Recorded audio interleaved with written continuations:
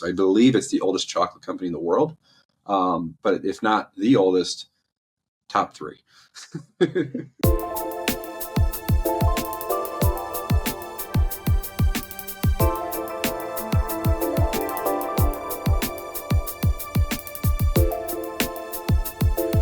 Hi, and welcome to the Liquor Connoisseur. I'm Crystal. Today, we're going to interview the Willy Wonka of the Midwest, Dan Abel Jr. from Bissinger's Chocolate, who is the Chief Chocolate Officer. Mm-hmm. I want that job. That sounds amazing. So welcome, Dan. Tell us a little about yourself, about the company. Yeah, thanks so much for having me. I grew up in the candy business. My parents started a candy company before I was born in 1981.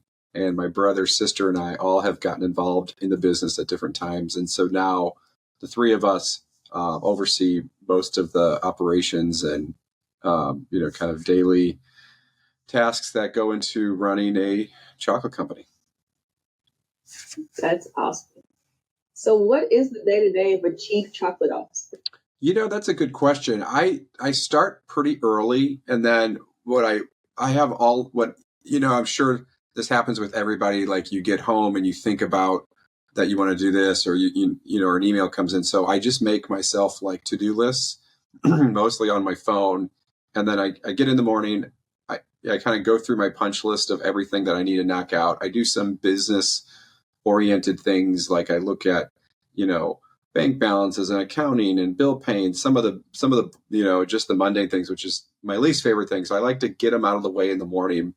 And then at about 7:15, 7:30, right before production starts. Production typically starts at 8:00. I like to get with the team, operations team. We build a schedule, but we're handcrafted chocolatiers. So it's kind of like, everything is, if we say, okay, we're going to run, today we were doing dark chocolate champagne truffles. And the question is, well, did we get them all done today? If not, we'll have to finish them the next day, because it's, each one is literally hand decorated and hand sprinkled. So sometimes the schedule is kind of a floating suggestion. And so we'll review the schedule, see if we're on task for the week, for the day, see if we have any modifications. Sometimes a website order or a wholesale order or a retail order comes in and it knocks something below stock. So we have to make a quick adjustment. So I spend the next few hours doing that with the team. We run 7 production lines. And one of the big things about us is every production line is a team of 3. So it's not a giant operation, because everything is handmade. So it's just every time we expand, we add another production line with a team of 3 and another team of 3. So we can continuously craft a lot of small batch chocolates instead of just mass produce one item. It's a lot of different small batch chocolates happening all at the same time. And then from there on, you never know where the day takes. It's product development, or it's working with the marketing team, working with the sales team, working on catalog design, going out into the retail stores. There was one day a couple of weeks ago where my phone had a cracked screen. I needed to go to the Apple store and repair it. But there happened to be an Apple store in one of the malls where one of our boutiques is. So I spent 2.5 hours redecorating the store. And I think this team was like shocked that I was there in the middle of the day tearing the store apart. But that's all in a day's work. Okay, so you don't just taste chocolate all day. It always comes with the territory. It starts, every batch of product is taste tested, and then from a candy maker perspective, and then there actually is a sensory test that happens from our quality department at every day. Both teams, the chocolatiers, do the batch testing, and then the quality department does the sensory testing. I just do my own in between and make sure everything's to the standards. Nice. So where did the nickname Willy Wonka of the Midwest come from? I think that comes from like people that have just kind of seen me in the operation, because like this will be the most time I'm sitting at my desk probably all day. And I just bounce around from place to place. I probably have the most unorganized. Like, I feel like if someone were to follow me all day, they would like get home and then like just have to like have a drink or crawl in bed. Like I'm the most like whatever, we could be in the middle of a meeting and then something comes up and I head down to the production facility or head down to the warehouse, or like we were having lunch, my brother, sister, and I have lunch together every day at the same time. And I kind of just jumped out of my seat middle of lunch for this new product I wanted to develop, went into the test kitchen, closed the door, because I have this thing with when I'm doing my own test batches, I don't want anybody to see it until I'm ready to show them, because if it failed, like I don't want.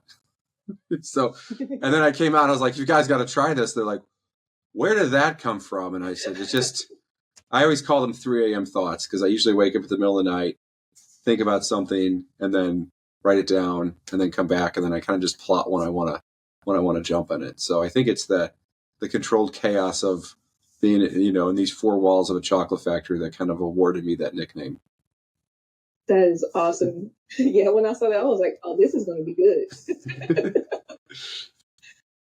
Oh, so how did your family get into chocolate? Because Bissinger's has a rich history behind it that dates back. Yeah, so my parents started a chocolate company in 1981. My dad was an apprentice for a candy company for several years before that, and kind of learned a little bit of everything. And he came back. He was from St. Louis, so he came back to his hometown of St. Louis, and he really wanted to focus on small batch handcrafted chocolates. He put windows from the retail store into the candy kitchen, so they would see the candy makers. Which in the beginning it was just him, and then he started to build a team. So they would watch small batch crafting of decorating and hand making chocolates happen from the retail store. And then we've expanded more locations. And at that point, we couldn't handle all the manufacturing on just one kitchen in the back of a retail store. So we decided to build the manufacturing building that we're in, facility that we're in today, which was in 2012. And we were really, decorating truffles and handcrafting caramels and buttercreams and everything that else went into it. And there was only one other candy company that we've ever seen that had a very similar DNA to us, and that was Bissinger's. Bissinger's was the ultimate small batch handcrafted chocolate company. They just happened to be in our backyard. And in 2019, the company went for sale, and I had sat down with the family and I said, we need to do this. I said, it's like finding your long lost twin brother. I said, there's so much about this company that feels like us. And, and I was like, we're the only ones that could do it justice. And I felt like it was our turn to lead Bissinger's, because it goes back 350 years in the 1600s. They started making candy. And in 1668, they were actually appointed the Connoisseur Imperial, which is confectioner to the empire, by King Louis XIV. And so kind of at that point, you could really only find Bissinger's in the Palace of Versailles in Paris, France. And it was truly just for royalty and the guests of the palace. And so then it was into the late 1800s where it kind of became, for sale again to the general public when they moved the company to the United States. So it just felt right. And we met with their team and we really said, we really want to be the next generation here at Bissinger's. But I will tell you that the craziest story that happened was we found the last Bissinger's family member's artifact, and he was all these artifacts from him. He was the one that moved the company to St. Louis in 1927, and he died in the 40s in St. Louis. And one of the things, artifacts that we found was his death certificate. His doctor was my great-grandfather. The connection. So I was at that day, of course, that was post-sale. We learned this, but at that day I was like, oh, there you go. It was this magnet, this gravity towards Bissinger's that I felt so much in 2019 when it went for sale. I was like, that's it. And I felt that we had kind of closed the loop on why that brand and company was so important to us. Well, it's great you're keeping that legacy going. I was going through the history on the website, and I was like, this is amazing. I think it's the greatest story ever told in chocolate. And I said it before we owned the company, and now I'm happy to say it, now that we do own the company, but it truly is. We cannot find evidence that there's an older chocolate company than Bissinger's. There certainly was some before Bissinger's, but we can't find any of them in existence today. So I believe it's the oldest chocolate company in the world. But if not the oldest, top 3. Well, it's definitely standing the test of time. So today we'll be trying actually your Cocktails at Cocktails at Bissinger. Bissingers. I'm excited. That was a passion project of mine for like 2 years, and we finally, because we kept dabbling, we created some limited edition pieces. Like I started with the Manhattan cocktail truffle personally because I love Manhattans, and then we did that as a Father's Day piece, and it sold out. And then we worked with other flavors, and for like some of my wife's friends and my wife, they love chocolate martinis and espresso martinis. So I would just make small batches for them. So this collection and I finally one day was just like, I need to sit down and just do this thing. I need to get the team with the team. And so narrowing it down to 8 cocktails was the hardest part because I could go on forever. There are so many cocktails. You are absolutely correct. Oh, the aroma just hit me. The fresh smell of chocolate. And the cool thing is there's such premium spirits that are blended into the ganache, but then on the flip side, because of how we make it, it flashes out. So there's really you're going to taste the alcohol in there, but it's not going to get you drunk. Okay. I am having an old fashioned, so I am making sure I grab that one. So the old fashion is the milk chocolate with kind of the oranges drizzle on it, and the Manhattan is the dark chocolate one. Okay. All right. So I'm just going to grab one. That one? I think that was a dark chocolate one. No, it should be a milk chocolate one. Maybe on the left side row. I think I got it. That's the one. Yep. Oh man, this is awesome. Okay. So this box has 16 chocolates. Mm-hmm. So you get 2 of each cocktail. And 1 to eat, 1 to share if you're nice. Yeah. And I believe it retails for $48 on your website. It does. And the way we did this is because Bissinger's 350 years of history, half of it was in Paris, and about half of it's been in the United States. So the first 4 cocktails that we chose are very popular in Paris. And then the other 4 cocktails that we chose are very popular in the United States. That's good. That's my favorite. When I hear that makes it all worth it.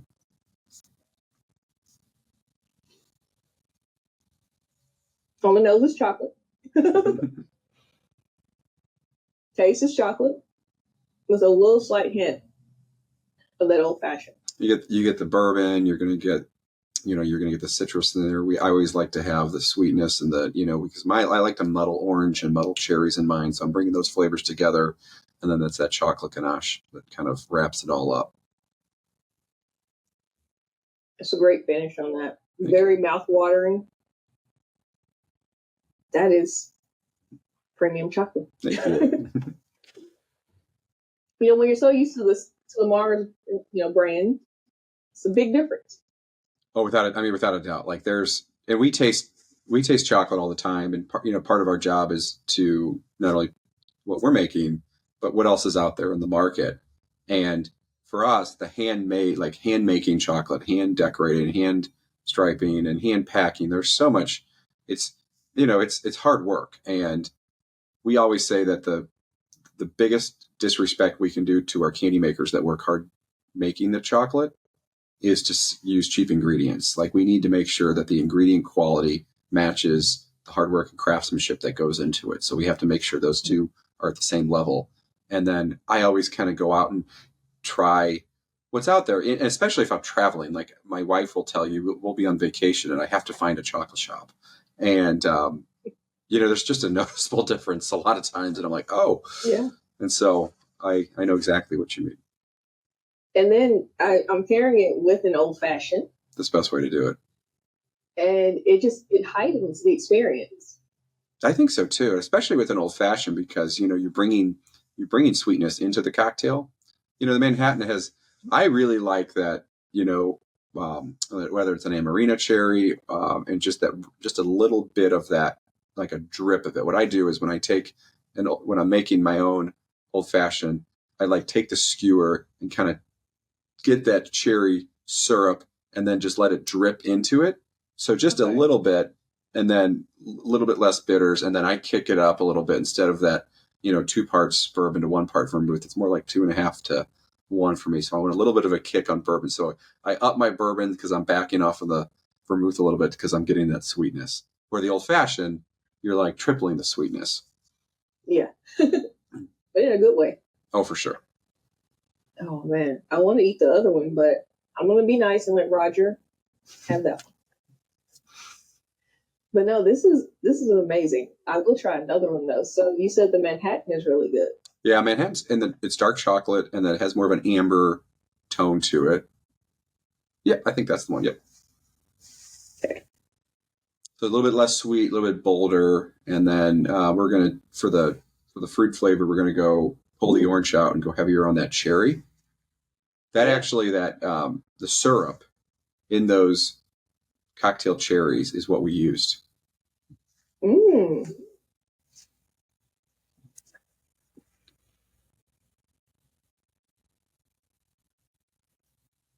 That is spot on. Thank you. You all definitely. Well, we drink a lot. Man, you guys know. Oh man, this is amazing. So this isn't your only foray into cocktails. This was the beginning, actually. So we do quite a bit of confections on private label for some great bourbon players out there. And so we started with that, and then we said we really want to make something for ourselves. And then, like for example, at my wedding, I made a special liquor infused chocolate. My brother's wedding, we did a special liquor infused. So we've had like a decade of this, and I finally said we need to make a collection, and that's where a lot of these had been in our heads for a while and created. And then when we put this together, this was like the first true collection that we launched. But since then, we have now in 2025 3 new cocktail collections coming on board. We're working with Castle and Key Distillery right now, and we just launched a collaboration bar with them. So it's their gin and our, of course, chocolate, and it's a gin and tonic chocolate bar. Ooh, I bet that's delicious. And so gin is so fun because you have so many, it's like it's like a spiky flavor. You've got all of these little, it's like, it's not just one flavor. There's like 10 flavors that have to hit from, you've got the gin, you've got bergamot, you've got other citrus notes, and then you kind of all just package it together in this truffle, which is awesome. That is amazing. That Manhattan just kind of exploded in my mouth. It's like you take that first bite and it just boom. Yeah, I think so. I think that one does linger on, in a good way. Mm-hmm. Definitely. That is amazing. I've heard about pairing chocolate with spirits. And so to finally sit down and do that, I recommend everyone just do a chocolate tasting and pair with spirits. Or better yet, buy this box. Make a party out of it. One of the things that we're doing, so the plant has been growing and growing and growing. It's getting smaller and smaller and smaller. So in 2024, we broke ground on a massive expansion, and we're doubling the size of our manufacturing facility. But in the middle of it, hidden, is going to be a speakeasy bar. Oh, that is beautiful. And so we do a lot of free factory tours, and so we've been kind of restricting them lately because they keep selling out, and we just didn't have the space. But now we're going to add some. So the tour route's going to get much longer. The retail shop is going to stay the same, but then we're going to add a little coffee shop, new tours and welcome center. But kind of off that, between the tours and welcome center and between the end, is the speakeasy. And so we haven't really figured out all of the details yet of how we're going to bring that into, whether it's a clue or whether we have event-based only. But, we have been granted our liquor license, and liquor is going to become a big part of our operation now in 2025. And doing like pairing events with the cocktail truffles and, chocolate and, cocktails is going to become a major thing that we do. Yeah. Oh, I can see that. Such an experience at the speakeasy level. And then I have to ask, will you have a chocolate liqueur? I not the first person that's asked me that, and I would say that if we can pull that off, I would absolutely love to. I would something I would love to sell. We've played around with it and created a recipe just kind of in our test kitchen. And so the question is, can we commercialize it? But I think it's a great idea. Oh man, I am definitely ready to come visit you all. So please let us know when that opens. Hopefully July. It's we keep circling July, and we keep like the building keeps coming along. We're like, oh no, it's almost February, and so. But I keep telling people we'll be open in July. I just don't know which one. I like that. I work in project management. I get that.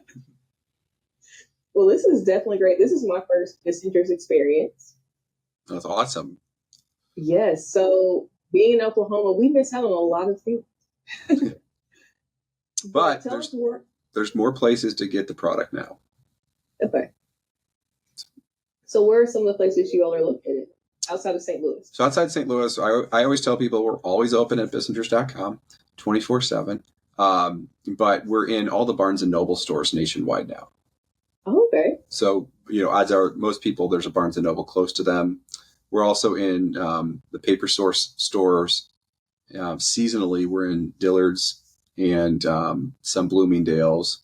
And seasonally, we're in Neiman Marcus stores. So a lot of the department stores. But then Bissinger's is kind of popping up in a lot of specialty, whether it's specialty groceries, specialty boutiques nationwide as well. So we're hoping that, if your favorite specialty shop, if it doesn't have Bissinger's now, it'll be carrying it in the near future. That is awesome. Yeah, it's definitely not my favorite chocolate. And then you guys, you don't just do chocolates. You also have gummies. We do. So kind of an interesting parallel. Bissinger's created this natural gummy in 2008, and it was kind of the first of its kind because it was free from artificial colors, free from artificial flavors, didn't have any corn syrup in it, and at the time it was organic, and it just was loaded with real fruit as the flavor profile instead of that artificially, tasting product and it just kind of it took off. It was it won several industry awards. 2 of the flavors were actually in about 8,000 Starbucks for a few years. So the gummy pandas, and then of course they kind of named it a little bit smaller than a bear, so they named them gummy pandas. And we always have this joke. People are like, "I love your gummy bears." I was like, "That's weird. We don't make gummy bears. We make gummy pandas." and so they took a hiatus for a couple of years. They were hibernating, but and COVID, there were some supply chain challenges, and so but we were really excited to bring them back in this 2024. So one of the changes that we made over the years was making the product vegan. So we're taking the gelatin out and putting pectin in it. So it's a little bit softer bite. And then we introduced, so we still have kind of the core flavors of the pink grapefruit, blackberry, and blueberry. But then we added one of my new favorite flavors, mandarin orange. Gummies are another love of mine. Gummies are good with vodka too. I was thinking, we used to do the gummy bears with vodka. They're good. I mean, yeah.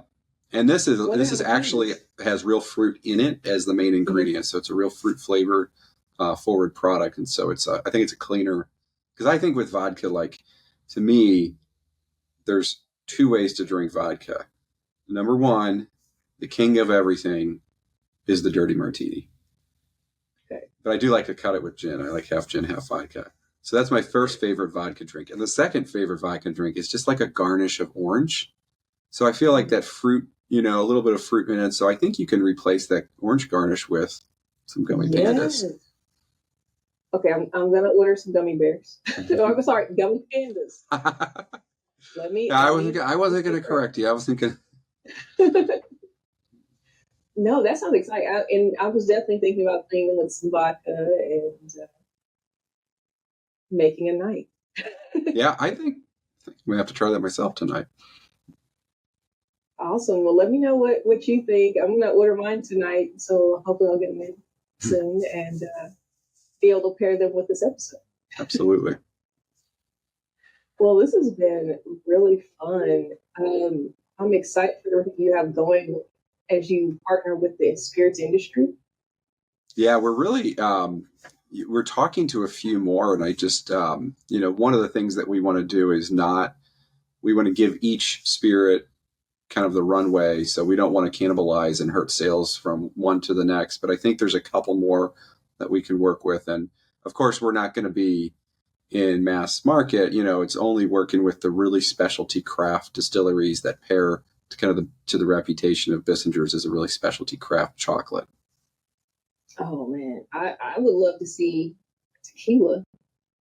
So would my brother.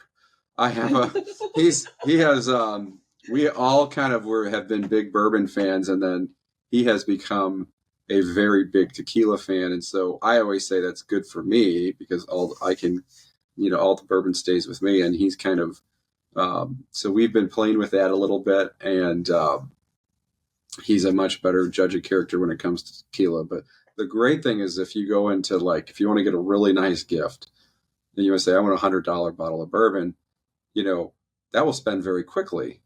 But $100 bottle of tequila is really good. So yeah. So it's a whole different world. I'm learning it. I'm not as nearly as experienced with tequila. I'm more of a gin and of course bourbon guy. But yeah, I think that the tequila, the flavor punches so well through chocolate that it's really good. So we've definitely played around a little bit. The anejos with that aging in the barrel play around well with chocolate. Oh, for sure. Oh yeah, I'm going to be subscribing to the app. Yeah. Joining the rewards program. I always joke with people we have a mobile app. We are 350 years old, and you can download the Bissinger's app on your iPhone or Android. And what does that say when your tech stack is up there with everyone else, and you can go back to the 1600s? I feel like that's one of our most proud moments. Yeah, no, that's really amazing. That longevity, the history.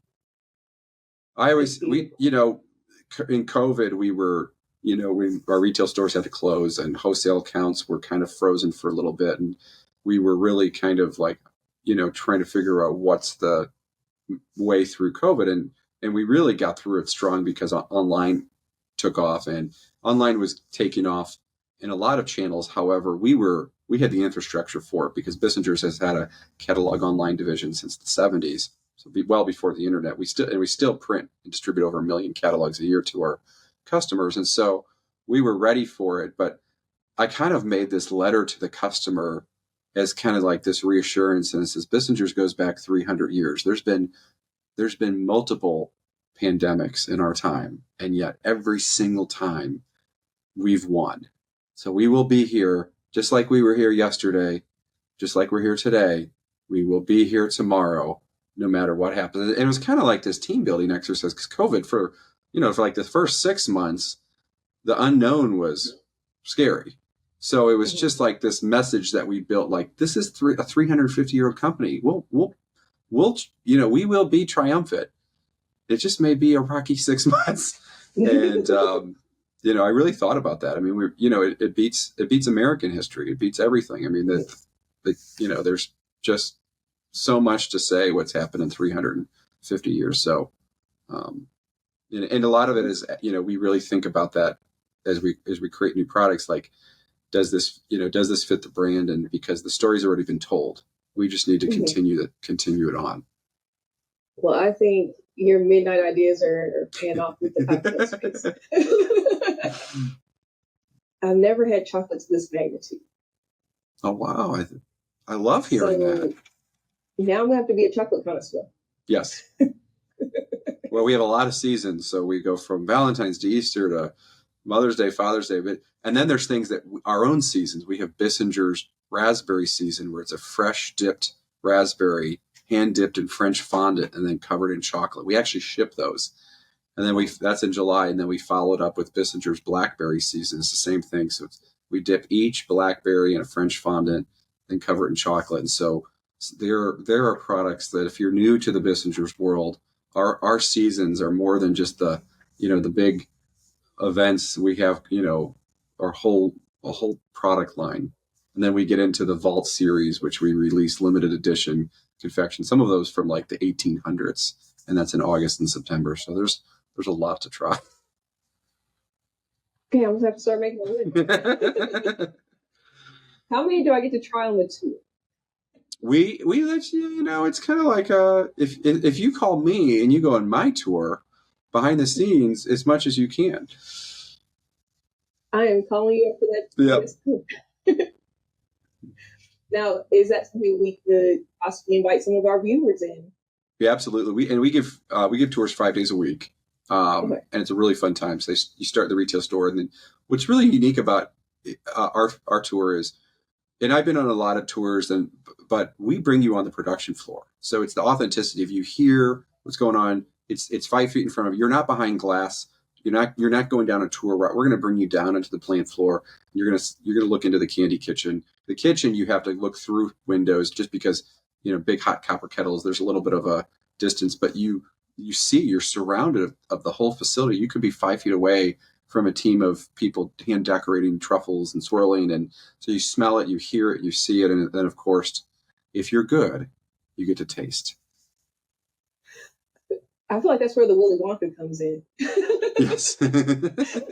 We do have signs up that says like Oompa Loompas on the top, and everyone's like, oh, where are they? I'm like, trust me, bring them on. Yeah. That is awesome. This is an amazing brand. I'm excited to share this with our audience. Thank you for telling us about the history of Bissingers and the process. You guys are truly taking chocolate to another level. Oh, thank you. I appreciate that. I won't be around for the next 350 years. That makes sense. Fingers crossed. Yeah. Yeah. Well, that is awesome. Well, we appreciate you being here, Jen. What we like to say on our show to close out is drink to remember, not to forget. Cheers. Cheers.